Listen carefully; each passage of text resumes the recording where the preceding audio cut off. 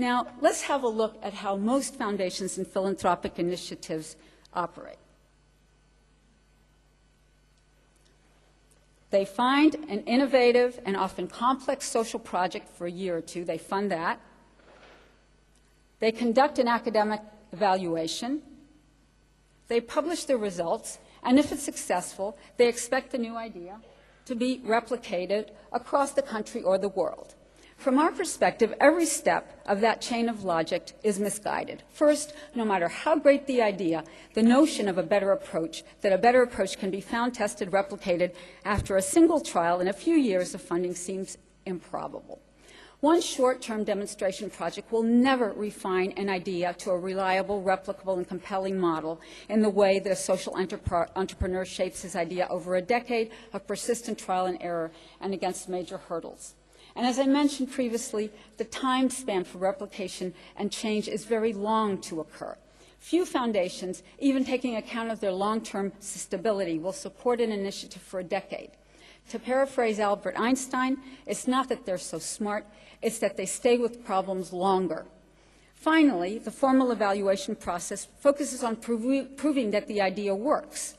There are lots of ideas that work to improve the human condition, but they lack the person with the continuous energy, charisma, unshakable dedication, that exhausting and exhilarating quality of what makes a social entrepreneur to drive through that change on a reluctant society and have it persist. Without the social entrepreneur, very few philanthropic grants can really result in significant social change. What social entrepreneurs need is help to take success to scale. And it's not just financial support, it's technical and managerial support. Let me conclude with just some remarks for those among you who are still young or, like me, young at heart. I spend a lot of time with people all over the world. They're very eager to contribute to their societies, and they often ask me, how can they do something that gives meaning to their lives?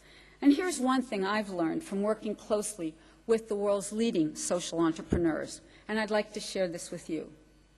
They listen closely to others, and most of all, to themselves. They respond to their own instincts and values. Any one of them could have been incredibly successful and made millions. Nick Francis, the Easy Being Green social entrepreneur, was an investment banker. Safia Mini, a successful marketing manager. Jim Fruchterman, with his high-tech genius, could have made millions in Silicon Valley.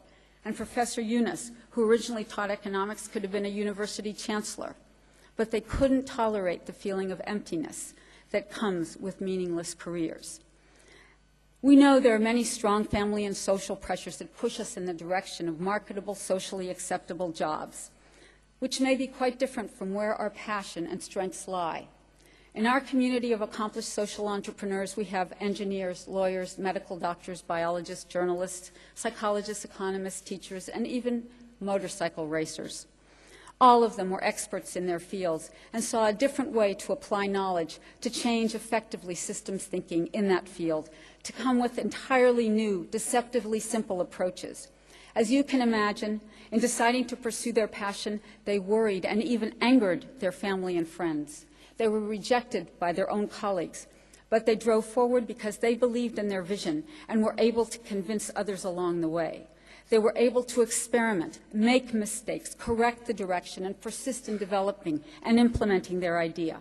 The key factor, they listened to their inner voice, their internal compass, and kept them headed ever so slowly towards their mission. And even when, by other standards, they seemed to have accomplished the impossible, they kept going, setting up new ventures to further strengthen their life's work. I'd like to leave you with this last thought, and it's drawn from a good friend and writer on social entrepreneurship, David Bornstein. When you look at people ahead of you who have made their marks on the world, use their stories for inspiration and guidance, but don't compare yourselves with them. You don't know how humbly they began. Capacity is not fixed. It grows along the way. Keep in mind that when you do not need to have the knowledge, you do not need to have the knowledge or the skills or the energy to complete a task when you begin it. You just need enough to begin. Thank you.